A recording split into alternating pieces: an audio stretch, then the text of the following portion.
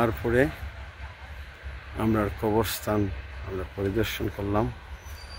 সকল আত্মীয় স্বজনের জন্য দোয়া করলাম, যারা কবরবাসী হয়েছেন, স্পেশালি আমার আম্মা, আমার দাদা দাদি, নানা নানি সহ এই গ্রামের যত গণ্যমান্য ব্যক্তি মুমিন মুসলমান কবরবাসী হয়েছেন, তারা সবার জন্য দোয়া করলাম। আজকে 26 সেপ্টেম্বর।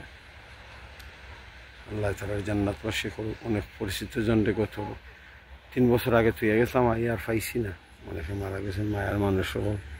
আল্লাহ এর জান্নাতে শুরু করুক। আমার সামনেই আমরা মসজিদ, আর বসাও আমার ছাত্র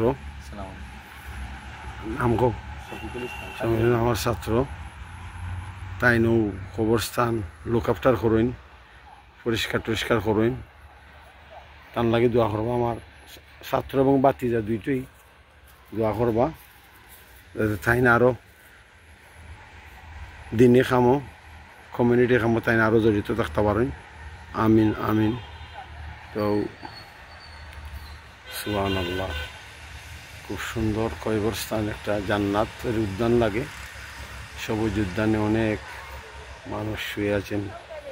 আমরা তাদের রুহের মাগফিরাত কামনা করি। আমিন আমিন।